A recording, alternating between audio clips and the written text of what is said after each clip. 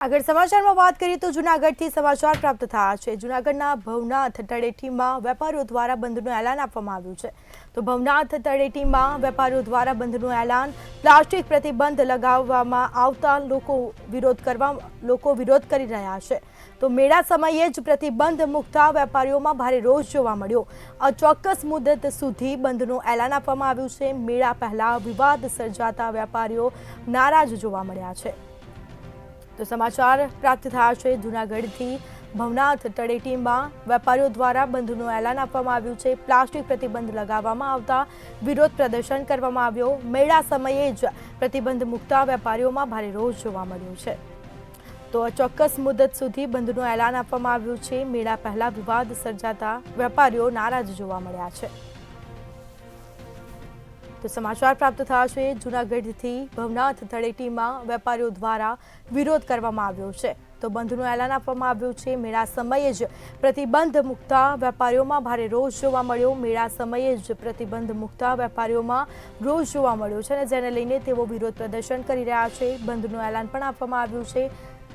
Plastic પ્રતિબંધ લગાવવામાં આવતા વેપારીઓ દ્વારા વિરોધ કરવામાં આવ્યો છે।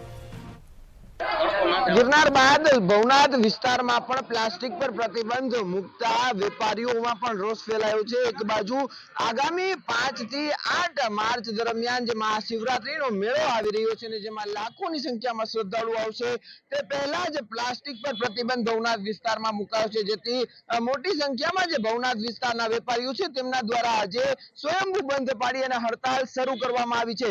આપણી સાથે જે વેપારી એસોસિએશન છે ભવનાથ વિસ્તારનું, તેમની સાથે વાત કરશું। શું કહેશો, શા માટે અચાનક હડતાલ, કઈ રીતની મુશ્કેલી પડશે આ નિયમથી?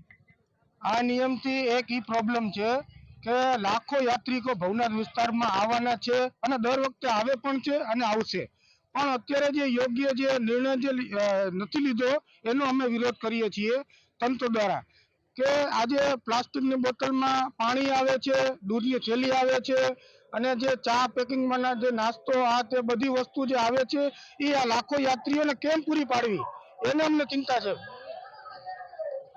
અને જો ક્યાર સુધી આ હડતાલ ચાલુ રહેશે? કઈ રીતની સ્થિતિ નિર્માણ થશે જો પ્લાસ્ટિકની વસ્તુઓ ઉપર ફરી બેન નહીં હટાવાય તો? શું પ્લાસ્ટિકની વસ્તુ ઉપરથી બેન નહીં હટાવાય તો કઈ રીતની સ્થિતિ નિર્માણ થશે? તો આ અમે હડતાલ પાડીને બંધ રાખશું, એનો કોઈ મિનિંગ નથી। કારણ કે અમે કદાચ દુકાન ચાલુ કરીએ તો તંત્ર દ્વારા અમને જે દંડ આપવામાં આવે 5,000 10,000, તો એ યોગ્ય નથી। એનું કારણ છે કે ભાઈ એમાં એટલી પ્રોફિટ હોય નહીં અને એના કારણે અમે બંધ રાખીએ, મજબૂરી અમારી, બંધ જ રાખશું। આપણી સાથે અન્ય વેપારી અને જે સભ્યો છે આ એસોસિએશનના, તે સાથે છે।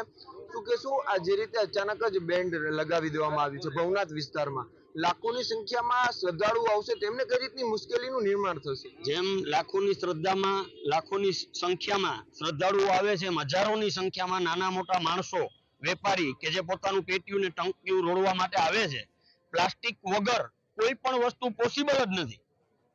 નાનામાં નાની ચોકલેટ થી લઈને મોટા મોટા રમકડા સુધી ઉપરથી જ પ્લાસ્ટિકમાં પેકિંગ થઈને આવે છે। જો બેન્ડ લાદવું જ છે તો 2012 થી આ કાયદો જ્યારથી અમલમાં આવેલો ત્યારથી કારખાનામાં લાદવાની જરૂર છે। નાના મોટા આવા વેપારીઓને ખરી સિઝનમાં જે વાર્ષિક પોતાનો વ્યવસાય છે, આજીવિકા છે, ત્યારે આ નિયમ 4 દિવસ પહેલા ગણતરીની કલાકોમાં નોટિસો આપવામાં આવી, એનાથી અમે નારાજ છીએ, એટલે અમે લોકોએ સ્વયંભૂ બંધ રાખેલું છે। જે રીતે મહાશિવરાત્રીનો મેળો હવે ગણતરીના દિવસો જ બાકી છે ને લાખોની સંખ્યામાં શ્રદ્ધાળુઓ આવતા હોય છે। પ્રથમ ગિરનાર ઉપર જે પ્લાસ્ટિક ઉપર પ્રતિબંધ ફરમાવવામાં આવ્યું છે ને હવે ભવનાથ અને જે ગિરનાર ફરતે જે ઇકો સેન્સિટિવ ઝોનમાં આવતા 27 જેટલા ગામોમાં પ્લાસ્ટિક પર પ્રતિબંધ ફરમાવવામાં આવ્યું છે, પરંતુ પ્લાસ્ટિક વગર કોઈ પણ ચીજ વસ્તુ જે વેચી શકાય તે અશક્ય છે। એટલા માટે વેપારીઓની માંગ છે કે જે બેન્ડ લગાવવામાં આવ્યો છે તે બેન્ડને છે તે પરત ખેંચવામાં આવે જેવી માંગ કરવામાં આવી છે। જ્યાં સુધી વેપારીઓની આ માંગ સંતોષવામાં નહીં આવે ત્યાં સુધી હડતાલ શરૂ રહેશે। તો આગામી દિવસોમાં મહાશિવરાત્રીનો મેળો છે, આ હડતાલથી શ્રદ્ધાળુઓને પણ ભારે મુશ્કેલીનો સામનો કરવો પડે તેવી પણ સ્થિતિનું નિર્માણ થઈ શકશે। અમાર બખાઈ, મંતવ્ય ન્યૂઝ, જૂનાગઢ।